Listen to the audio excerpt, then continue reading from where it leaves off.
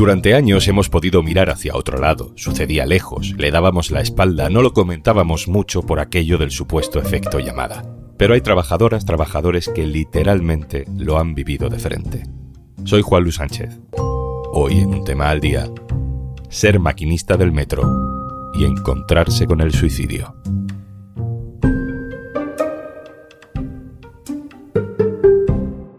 Una cosa antes de empezar. ¿Quieres digitalizar tu negocio? El programa Kit Digital te ayuda con bonos digitales de hasta 29.000 euros. Te cuento más al final del episodio. Todos los que hemos cogido el metro con frecuencia hemos escuchado alguna comunicación por megafonía en la que nos indicaban que en la línea que íbamos a coger había un retraso, que ese retraso estaba motivado por algo relacionado con la salud o con algún incidente en la vía. No dan más detalles. Tampoco nos vamos a poner en este capítulo escabrosos, pero sí queremos explicar una dinámica que no va a desaparecer por el hecho de no hablar de ella, la del suicidio, la de las tentativas de suicidio en el metro. Los datos son los que son. Unas 4.000 personas se suicidan en España cada año. Solo 1 de cada 5 había sido atendida por un especialista en salud mental. Y podríamos seguir rehuyendo el tema, nosotros podemos, pero hay gente, hay profesionales que no pueden. Hola, soy David Camino y trabajo como maquinista en el Metro de Madrid desde hace 18 años. Concretamente entré en abril del año 2007. En una encuesta reciente entre trabajadores del Metro de Madrid, a la que respondieron 435 personas, más del 20% afirmó haberse visto involucrado alguna vez en un atropello de un viajero. Y de ese grupo de trabajadores, en torno al 70% confirmaron haber tenido pensamientos recurrentes sobre aquellas escenas pasado el tiempo. Bueno, pues mi única experiencia hasta ahora en estos 18 años fue un intento de suicidio que tuve de una viajera que pues hace ya concretamente 14 o 15 años. Antes de entrar en detalles paramos, porque esto no va de conocer detalles escabrosos que sí pueden ser dañinos para las víctimas y estimulantes en el mal sentido para otras personas. Lo que nosotros queremos conocer es cómo se siente un trabajador, una trabajadora cuando encara esta situación. Por eso le hemos pedido a David que nos cuente si existe un protocolo cuando hay un accidente de este tipo y él está a los mandos de un metro lleno de gente.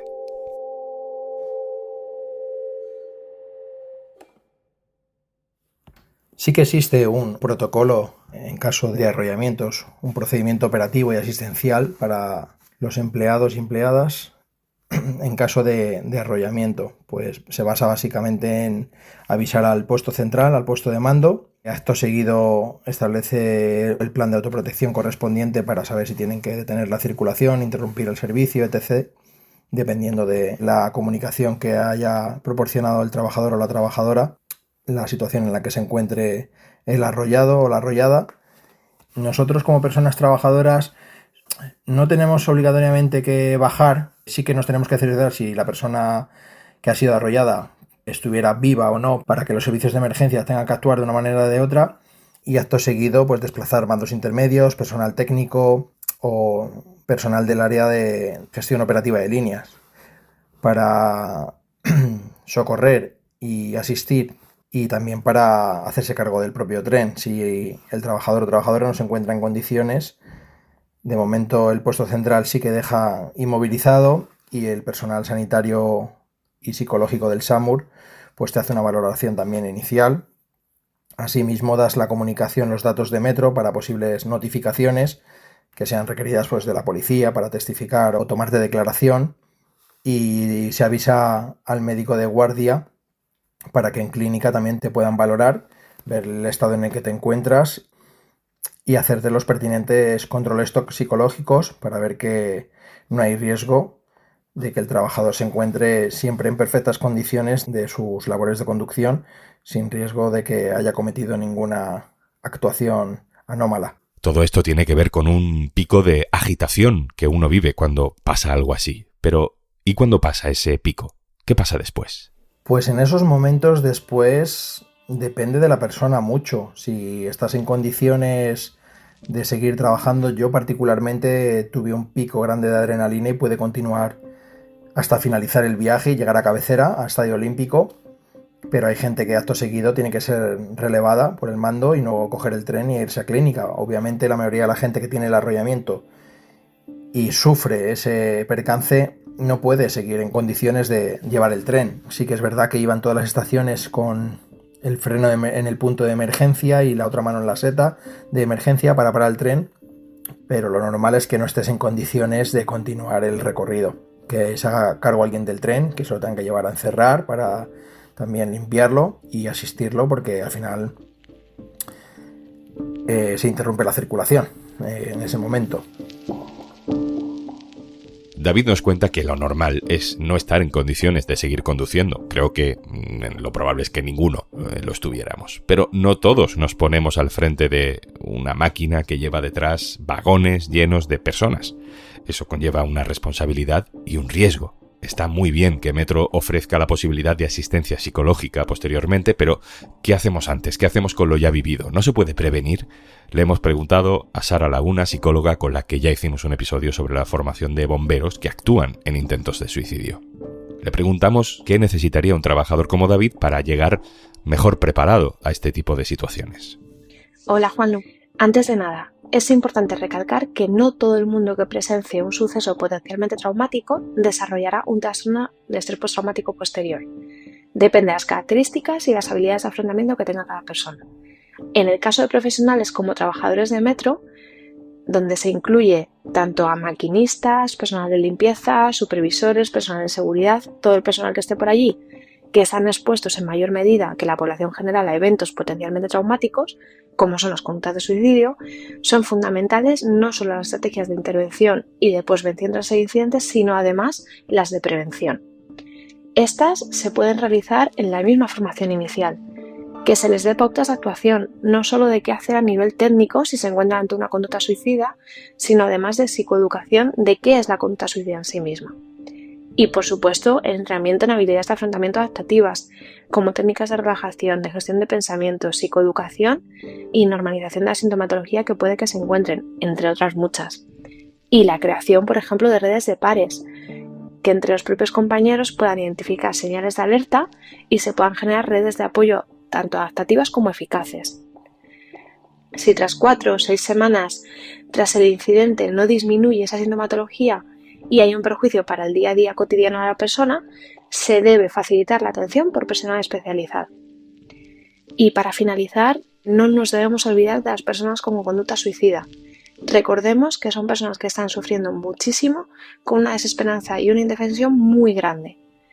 Para ello sería recomendable no solo la instalación de barreras arquitectónicas, que ya se está haciendo y fenomenal, sino también mensajes, publicidad, anuncios, con información sobre las herramientas de ayuda, como el teléfono 024 o el teléfono de la esperanza, que es el 717-003-717. Esta es una experiencia que sucede dentro de una empresa pública, en este caso Metro de Madrid. Le hemos pedido a David que nos cuente si él se sintió cuidado cuando vivió ese accidente en su puesto de trabajo. Se te dan todas las posibilidades para, tanto en el tiempo necesario que tengas para reincorporarte, como para asistirte física y psicológicamente, y si necesitas de alguna terapia posterior, ponerlas a tu disposición.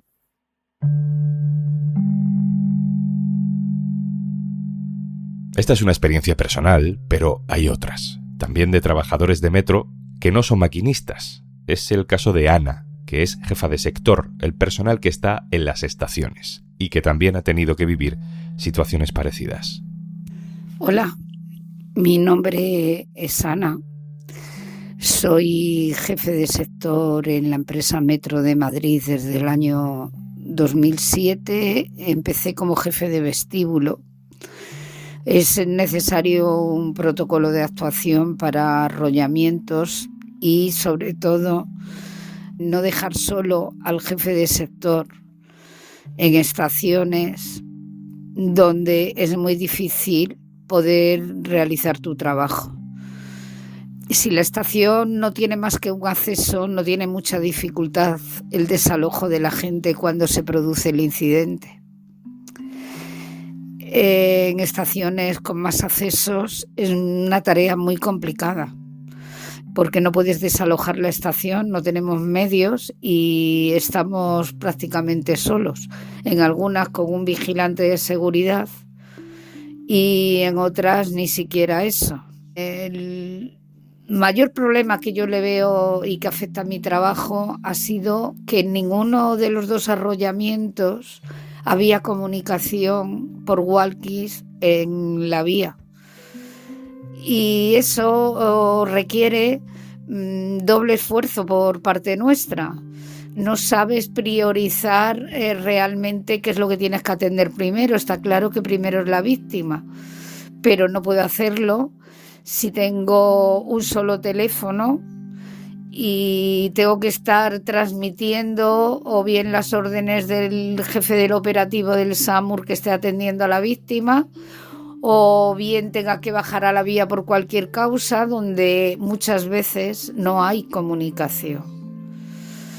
Y creo que el que te preparen en una situación semejante es importante.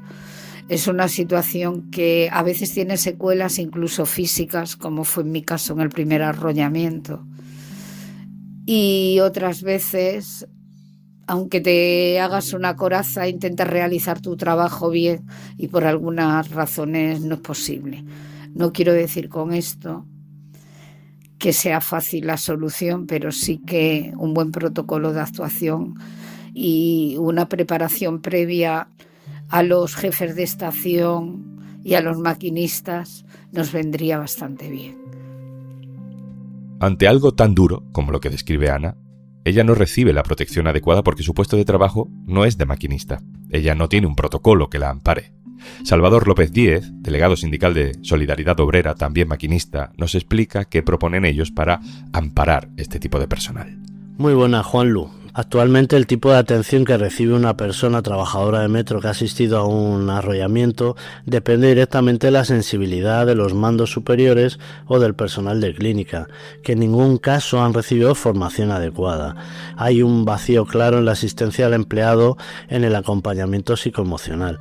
En ese sentido, en el protocolo que hemos presentado desde Solidaridad Obrera a la empresa, hemos propuesto un seguimiento correcto y pormenorizado, sobre todo más humano, con el personal testigo de un incidente de estas características, y no solo centrándonos en los maquinistas, sino que lo ampliaríamos al resto de personal que se implica en estas situaciones, como es el personal de estaciones, técnicos y jefas de línea, personal de mantenimiento, etcétera.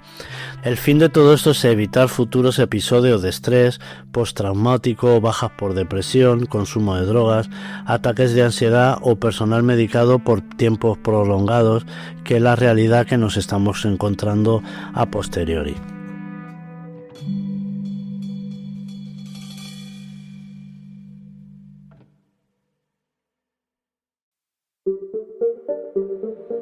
Después de continuar el viaje, después del pico de adrenalina, me derrumbé no en el sentido psicológico, pero sí en el sentido físico. Notaba que tenía presión en el pecho, me temblaba el pulso, la mano, y tuve que ser atendido con lo que es un poco ansiedad en el hospital de Linares.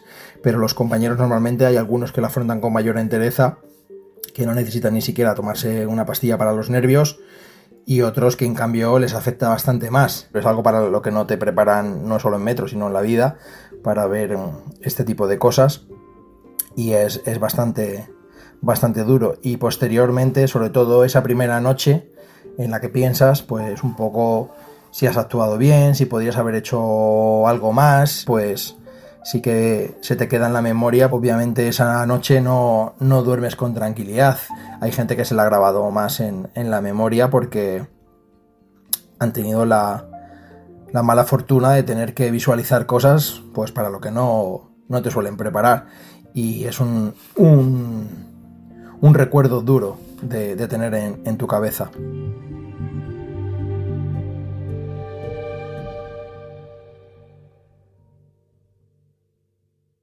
Y antes de marcharnos, la ayuda de Kit Digital te permite acceder a un amplio catálogo de soluciones digitales con las que podrás mejorar la gestión de procesos, fortalecer tu presencia online, mejorar la ciberseguridad de tu negocio o incluso empezar a usar herramientas con inteligencia artificial si eres mediana empresa. Empieza hoy mismo el cambio que tu empresa necesita. Infórmate en el 900-909-001 o en acelerapyme.es. Únete al cambio digital. Kit Digital es una iniciativa del Gobierno de España, gestionada por Red.es. Colabora Cámara de Comercio de España, financiado por la Unión Europea. Next Generation EU. Plan de recuperación. Gobierno de España. Esto es Un Tema al Día, el podcast del diario.es. Si te gusta lo que hacemos, necesitamos tu apoyo. Hazte socio, hazte socia del diario.es en el diario.es/socio. El podcast lo producen Carmen Ibáñez, Marcos García Santonja e Izaskun Pérez. El montaje es de Pedro Nogales. Yo soy Juan Luis Sánchez. Mañana, otro tema.